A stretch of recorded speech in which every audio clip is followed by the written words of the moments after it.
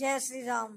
Shri Ram channel के सभी दर्शकों को हमारा प्यार भरा नमस्कार।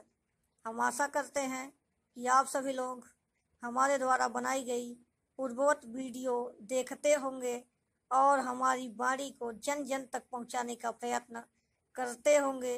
दोस्तों, बने रहें हमारे साथ। हम स्वतः इसी प्रकार लेकर आते रहेंगे भगवत गीता।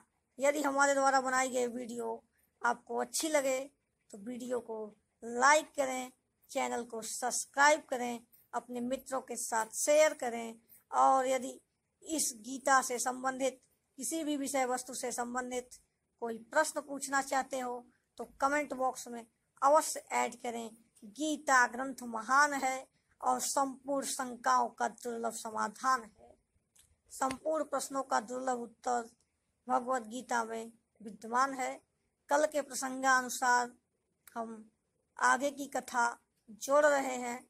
जैसा कि योग की स्थिति वाले भगवान श्री कृष्ण ने कहा कि हे अर्जुन, इस समबुद्धि योग द्वारा यदि तुम कर्म करोगे तब तुम जन्म और मृत्यु के बंधन से मुक्त हो जाओगे।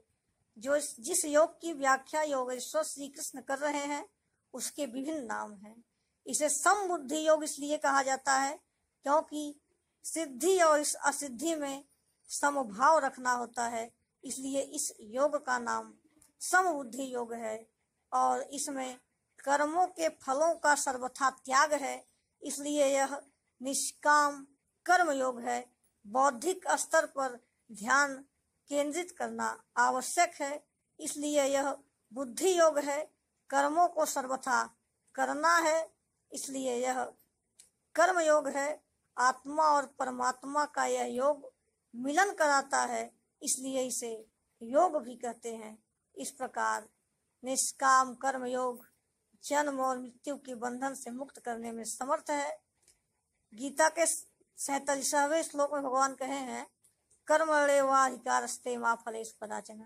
तो प्रायः लोग इस अर्थ में समझते हैं कि इसका अर्थ लेते हैं और समझते हैं कि जो कुछ भी करो केवल फल की इच्छा नहीं करो, हो गया निष्काम कर्म योग।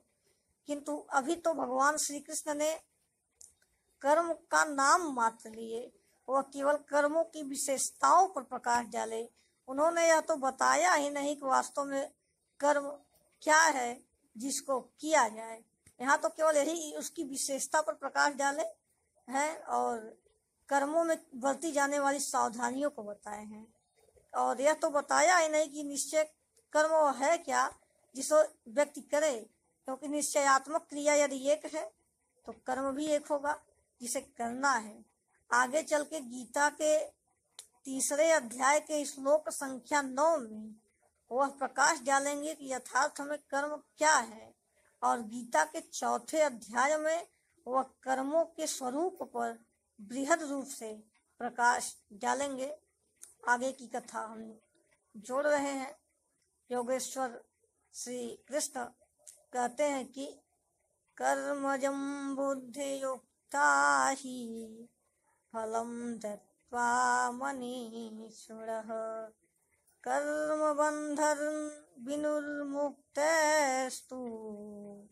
गच्छाम्यहम्। हे अर्जुन, इस प्रकार निष्काम कर्म योग के आचरण से करता हुआ प्राणी जन्म और मृत्यु के चक्कर से मुक्त हो जाता है, भव का सर्वथा अभाव हो जाता है और वह एकमात्र परमात्मा में स्थित हो जाता है। यथार्थ में प्रश्न उठना स्वाभाविक है कि इस कर्म को करना ही है अथवा इसका परिणाम भी कुछ मिलेगा। इस पर उन्होंने कहा यह जो निष्काम कर्म योग है उसका एकमात्र परिणाम है यही कि यह जन्म मृत्यु के बंधन से मुक्त कर देगी और भव का अभाव हो जाएगा। एकमात्र परम पुरुष परमात्मा में प्राणी की बुद्धि अचल स्थिर ठहर जाएगी। तब इस पर गीता को पढ़ते हुए सामान्य व्यक्तियों के मन में प्रश्न उठना स्वाभाविक है कि इस योग में हमारा प्रवेश कब होगा। इस पर पुरुषोत्तम मद का विनाश करने वाले भगवान मधुसूदन कहते हैं कि यदा ते मोह कलिलम बुद्धि व्यतिष्ठरिष्यति तदा गन्तासि निर्वेदं श्रोतव्यस्य श्रुतस्व च। हे अर्जुन, भांति भांति के वचनों से जो तुम्हारी बुद्धि भ्रमित हो गई है और नष्ट हो गया है तुम्हारा निश्चयात्मक क्रिया, किंतु जब तुम मोह रूपी दलदल से भली प्रकार मुक्त हो जाओगे तब तुम्हारा इस निष्काम कर्म योग में प्रवेश होगा। अर्थात श्रुति विप्रतिपन्ना ते, आगे इसी अगले क्रम में वो बताएंगे कि श्रुतियों के अनेक प्रकार की बातों से सुनी हुई बुद्धि जो तुम्हारी भ्रमित हो गई है वह तब शांत होगी जब तुम मोह रूपी दलदल को भली प्रकार पार कर जाओगे, और जब मोह रूपी दलदल को पार कर जाओगे तब तुम्हारा निष्काम कर्मयोग की यात्रा शुरू हो जाएगी। इसी क्रम में आगे वह कहते हैं कि श्रुति विप्रतिपन्ना ते यदा स्थितो निश्चला समाधावचला बुद्धि योगम वाप्स्यसि।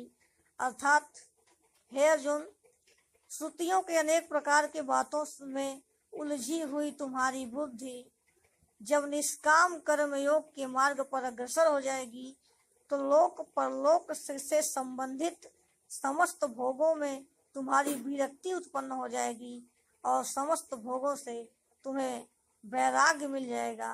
तब तुम्हारी बुद्धि निश्चयात्मिक क्रिया को प्राप्त हो जाएगी और तुम एकमात्र परम पुरुष परमेश्वर में स्थित हो जाओगे। देखिए, यहाँ गीता का कर्म योग विषयक इस अध्याय में समाप्त होता है। अब आगे श्लोक संख्या 54 से श्लोक संख्या 72 तक स्थित प्रज्ञ महापुरुष की लक्षण, उसकी कार्यशैली, उसकी विशेषता पर योगेश्वर श्री कृष्ण पूर्ण रूपेण प्रकाश डालेंगे। वास्तव में यहाँ एक जिज्ञासु के लिए प्रश्न उठना स्वाभाविक था कि जब भगवान ने कहा तुम्हारी बुद्धि अचल स्थिर ठहर जाएगी, तब अर्जुन के मन में यह प्रश्न उठना अनिवार्य विषय बन गया कि वे महापुरुष कैसे होते हैं, उनकी गतिविधि क्या होती है, वह कैसे बोलते हैं, कैसे बैठते हैं, कैसे उठते हैं, जिनकी बुद्धि अचल स्थिर ठहर गई है। मित्रों, आज के लिए बस इतना ही। जय श्री राम। बने रहे हमारे साथ।